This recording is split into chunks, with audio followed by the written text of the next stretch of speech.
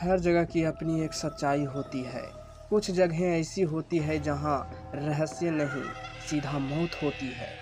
और मैं राकेश कुमार कभी नहीं भूल पाऊंगा जो मैंने अपनी आंखों से देखा। ये बात हमारे ही गांव धनपुर की है।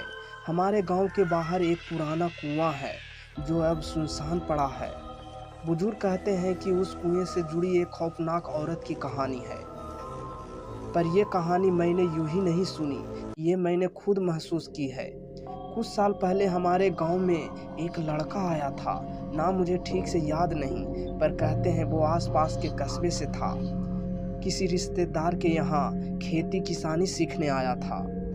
वो खुद को बहुत समझदार समझता था। गांव वालों की बातों उसे बकवास लगती थी। एक बार वो मेरे सामने ही बोल गया, ये सब मनगढ़ंत बातें हैं, भूत प्रेत कभी नहीं होता है। मैं खुद उस कुएं के पास जाऊंगा रात में। सच कहूं तो शायद हमें उसे रोकना चाहिए था, लेकिन क्या करते, हर कोई अपनी किस्मत खुद चुनता है।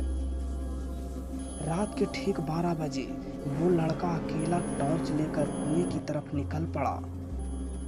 उस समय गांव में इतना सन्नाटा होता है कि अपनी सांसों की आवाज़ भी भारी लगती है। मैं और 2 और लड़के थे, थोड़ी दूरी पर खड़े थे। हमने कहा भी, भाई मत जा, मत छेड़ उस जगहों को। पर वो हंसते हुए बोला, अगर कुछ हुआ तो मैं कल सबको बताऊंगा कि ये सब झूठ बातें हैं। कहते हैं जैसे ही वो कुएं के पास पहुंचा, हवा का रुख बदल गया। चारों तरफ अजीब सी ठंडक फैलने लगी और तभी कुएं से किसी औरत के रोने की आवाज़ें आने लगी। और मैं कह रहा हूँ, मैंने खुद सुना ये रोना। और उस रात के बाद मेरी नींद उड़ गई थी। अगले दिन सुबह लड़का गायब था। गांव वाले कुएं की तरफ गए।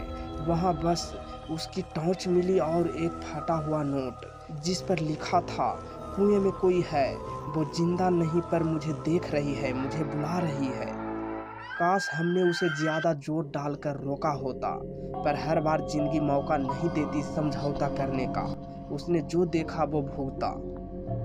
आज भी अगर कोई रात के समय उस कुएं के पास जाता है तो कहते हैं वहां से एक धीमी हंसी सुनाई देती है और एक सवाल, क्या तुम भी उसे देखने आए हो?